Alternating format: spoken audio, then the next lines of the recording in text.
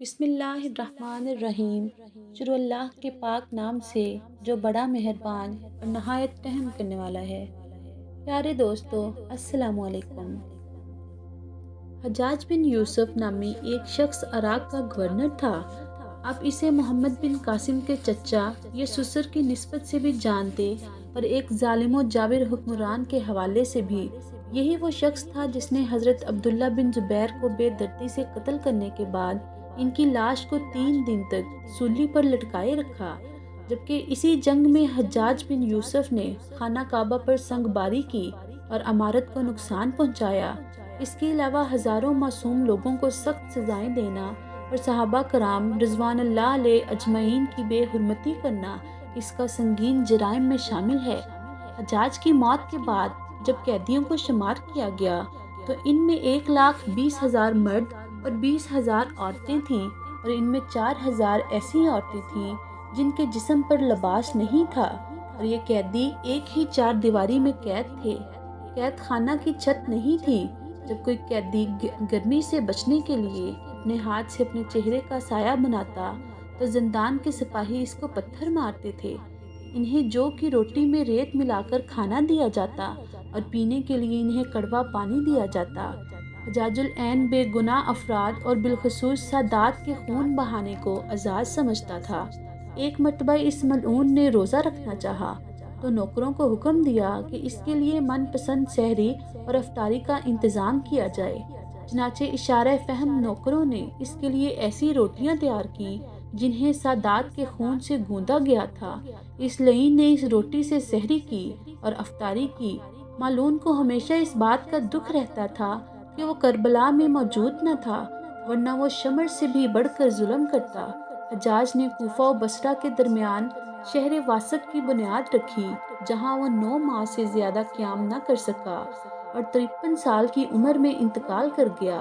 ابن خلقان کہتے ہیں کہ حجاج کو عرض عقلہ لاحق ہو گیا تھا۔ اس کے جسم کے اندر بچھو نما کیڑے پیدا ہو گئے تھے۔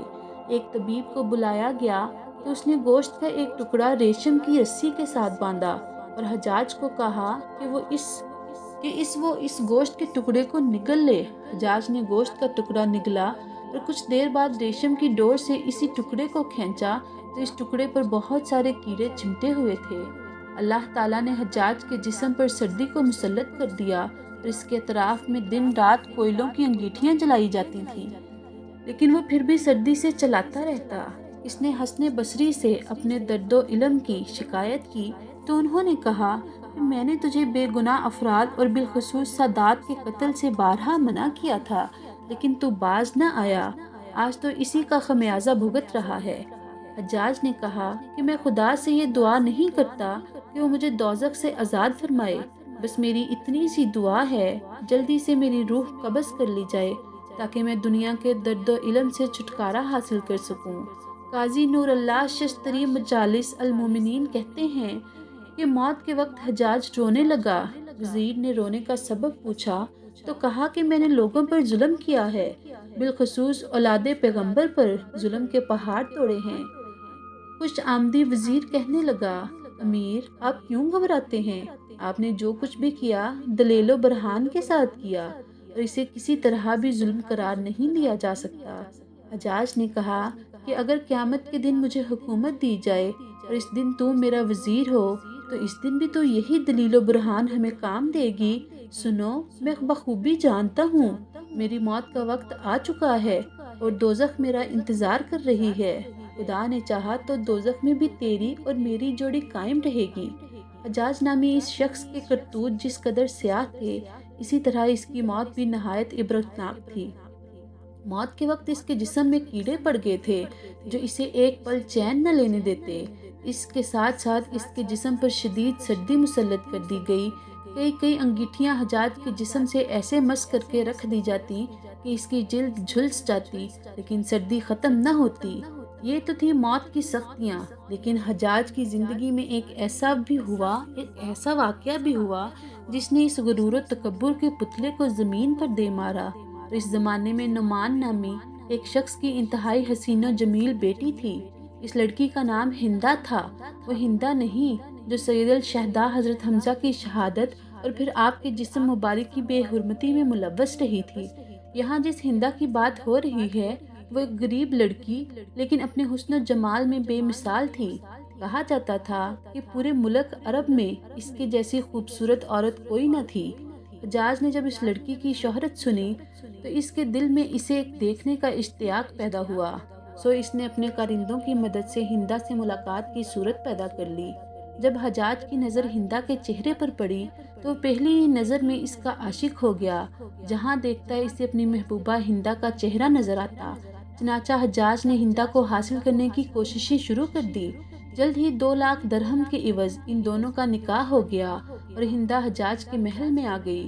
شروعات میں حجاج ہندا پر جان نچھاور کرتا اور ہر طرح اس کی آسائش کا خیال رکھتا۔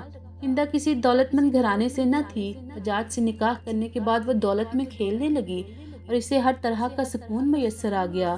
دن گزرتے گئے، رفتہ رفتہ حجاج کا غصۃ المزاجی اور ظالمانہ خصلت اس کی محبت پر غالب آ گئی اور وہ ہندا سے بھی اسی طرح پیش آنے لگا جیسے دوسرے لوگوں سے سلوک روا رکھتا۔ حجاج کے اس رویے سے اب ہندا رنجیدہ رہنے لگی۔ آہستہ آہستہ اس کے دل سے حجاج کی محبت ختم ہونے لگی اور وہ حجاج کو اپنے لیے ایک مصیبت خیال کرنے لگی۔ ادھر حجاج اسے ہر وقت رنجیدہ دیکھ کر اور زیادہ سختی سے پیش آنے لگا۔ جب حجاج کا دل ہندا سے بالکل اکتا چکا تو اس نے انتہائی ذلت کے ساتھ عبداللہ بن طاہر کے ذریعے 2 لاکھ درہم ہندا کے پاس بھیجے اور کہلا بھیجا کہ میں نے تجھے طلاق دی، تیرے مہر کے 2 لاکھ درہم تجھے بھجوا رہا ہوں، اب جہاں تیرا جی چاہے چلی جا۔ ہندا نامی یہ عورت صرف اپنے حسن و جمال میں حلا ثانی نہ تھی بلکہ اپنی سیرت، فصاحت و بلاغت اور غیرت و حمیت کے لحاظ سے بھی بہت اونچی تھی۔ جب اس نے عبداللہ بن طاہر کی زبانی یہ پیغام سنا تو فوراً بول اٹھی، اے قاصد، تیری زبان مبارک ہو، تو نے مجھے بڑی جان فزا خوشخبری سنائی۔ میری خوش قسمتی اس سے زیادہ کیا ہو سکتی ہے کہ میں نے ایک بد مزاج اور خونخوار انسان کی قید سے رہائی پائی۔ یہ 2 لاکھ درہم جو اس نے میرے لیے بیچے ہیں، اس خوشخبری سنانے کے عوض میں تجھے بخشتی ہوں، یہ میری طرف سے تیرا انعام ہے۔ طلاق کے بعد ہندا اس محل کو چھوڑ کر اپنے گھر سے چلی گئی۔ قسمت کا کرنا ایسا ہوا کہ کچھ دن بعد خلیفہ عبد الملک بن مروہ ان سے نکاح کا پیغام بھیجا، جس پر ہندا نے انکار کر دیا۔ جب خلیفہ کی طرف سے بہت زیادہ اصرار ہونے لگا تو بالآخر وہ رضامند تو ہو گئی، لیکن ساتھ میں ایک شرط بھی پیش کی کہ ہمارا نکاح اسی صورت میں ہو سکتا ہے جب میں اپنے مکان سے جس محمل میں سوار ہو کر آپ کے محل تک آؤں، اس کا ساربان حجاج بن یوسف ہو۔ جو شخص اونٹ کی رسی پکڑ کر چلتا ہے اور اسے ساربان کہا جاتا ہے۔ خلیفہ نے یہ شرط قبول کر لی اور اس خط کی پچھلی جانب لکھ بھیجا کہ حجاج حاکم کوفہ اس حکم کی تعمیل کرے۔ حجاج نے جب یہ رکا پڑھا تو وہ دم بخود رہ گیا، مگر اس کی کیا مجال تھی جو خلیفہ کے حکم سے سرتابی کرتا۔ لاچار وہیں سے روانہ ہو کر ہندا کے مکان پر آیا۔ ہندا اور اس کی سہیلیاں جب اپنے اپنے محمل میں تھیں تو حجاج اپنی پوری پوشاک کے ساتھ محمل کے قریب آیا اور سارا بانوں کی طرح پابرہنہ اونٹ کی مہار پکڑ کر پیدل چلنے لگا۔ ہندا کے ملازم اور اس کی سہیلیاں تمام راستہ اسے چھیڑتے رہے مگر وہ خاموشی سے چلتا رہا۔ جب شاہی محل قریب آیا تو ہندا نے اپنی سواری پر سے ایک سونے کا سکہ قصداً پھینک دیا، ساتھ ہی حجاج کو آواز دی، اے ساربان، ہمارا ایک چاندی کا سکہ زمین پر گر گیا ہے، اسے اٹھا دو۔ حجاج نے مہار روک لیا اور سکہ اٹھایا تو وہ چاندی کا نہیں بلکہ سونے کا تھا۔ بولا، حضور، یہاں چاندی نہیں بلکہ سونے کا سکہ ہے۔ ہندا نے اس کے ہاتھ سے وہ سکہ لیا اور اپنی سہیلی سے کہنے لگی، یہ میری قسمت ہے کہ میرے ہاتھ سے چاندی کا سکہ گرا، لیکن بعد میں وہی سکہ سونے کا بن گیا۔ حجاج یہ بات سن کر بہت خفیف ہوا مگر خلیفہ کی بیوی کے سامنے دم مارنے کی جرأت نہ کر سکا۔ کہتے ہیں کہ ایک عورت سے ذلیل ہونے کا دکھ حجاج بن یوسف کو اس کی ساری زندگی ستاتا رہا۔ ہماری دعا ہے کہ اللہ تعالی ہمیں ظلم سے بچائے اور لوگوں کے ساتھ حسن و سلوک سے پیش آنے کی توفیق عطا فرمائے۔ آمین یا رب العالمین۔